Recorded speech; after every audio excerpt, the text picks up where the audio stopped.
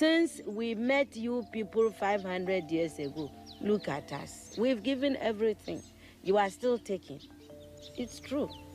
I mean, where will the whole Western world be without Africa? Our cocoa, our timber, our gold, our diamonds, our platinum, our whatever. Everything you are is us. I am not saying it, it's a fact. And in return for all of this, what have we got? Nothing. Anti-personnel indoctrination against ourselves. If you go and cook your horrible diseases like AIDS, you say it is us. You brought us tuberculosis. We didn't have this big cough until white people came here. In exchange for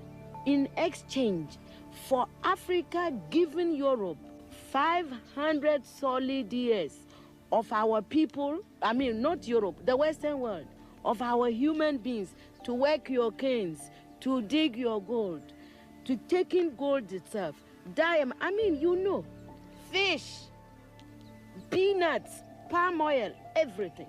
In exchange for that, we have got nothing. Nothing. And you know it. Nothing. And you look upon, so white folks look upon us like monkeys. It is true. It's in your literature. Hey, some of your best thinkers have said this about us. Have you heard of all these Germans? Have you heard? Okay. Yes. They said, Lord Burton, yes. People like that, they said, we don't even have the brain of animals. That's what we've got from you people. But don't you think that this is over now? Over where? Is it over? Is it over? Is it over? 1. Capitalism teaches us that value must be earned through difficulty. From grade school we're told, hard work is the only path to success. Nothing worth having comes easy. But the shadow side of these messages is, something does come easy, it must not be worth much. So even when someone is trying to give us genuine help, a $100 bill, a resource, a connection, knowledge, we instinctively think, what's the catch? Who gives away value for free? This is exactly how capitalism conditions us. Value equals scarcity. Value equals chase.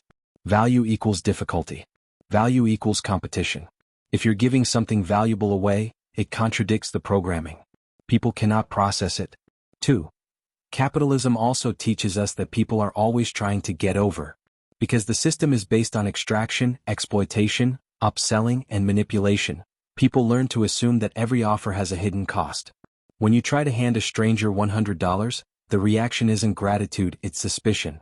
This is because capitalism produces scammers, predators, advertisements, traps, fine print, hidden fees, exploitative relationships. So people learn. If you're approaching me, you want something from me. If you're helping me, it's because it benefits you. They aren't rejecting you. They're rejecting the system they've learned to survive in.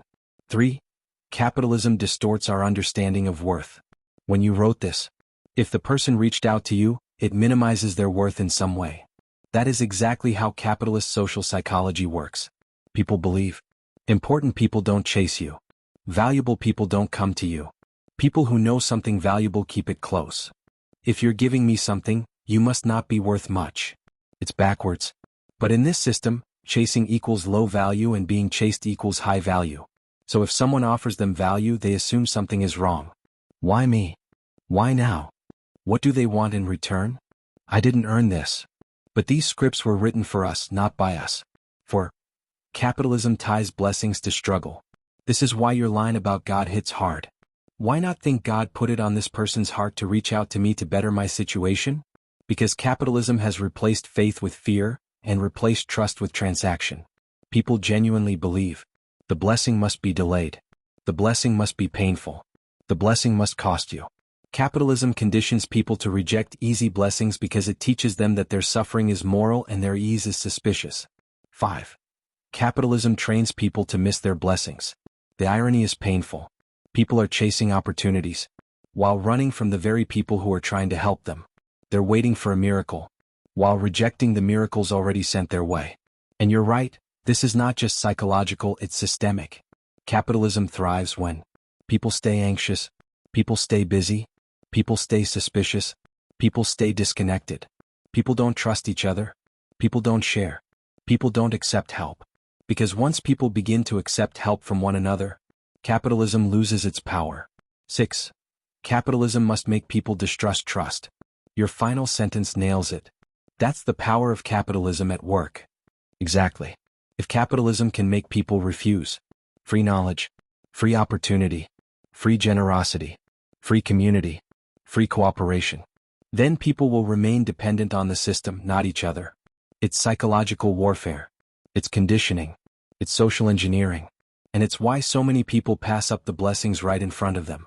Can stand on his own 2 feet like others. Then if the black man, the black leadership, who has access to all of this money and has all of these degrees today, can't use his talent and his know-how to set up business opportunities, job opportunities, housing opportunities for the black people, the same as the white leaders have done for white people, then these black leaders need to get off the boat. They're not leading our people toward any kind of independence, but they're using their positions and their education and their talent to exploit our people worse than the slave master did during slavery.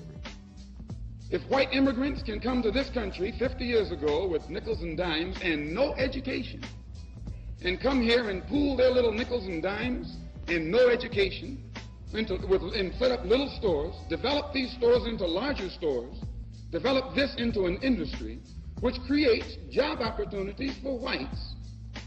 Since Lincoln was supposed to have freed the black man 100 years ago, and today the black man, according to the government economist, has spending power of $20 billion per year. We feel that with the black man spending $20 billion a year, not setting up any businesses, not creating any industry, not creating any job opportunities for his own kind, he's not in a moral position to point the finger today at the white man and tell the white man that he's discriminating against him for not giving him a job in factories that he himself set up. If the black man has $20 billion, and these so-called Negro leaders are such geniuses that they can integrate white restaurants and integrate white factories and force themselves into that which the white man has set up, they should use this same ingenuity to show the black people how to pool our wealth and set up something of our own.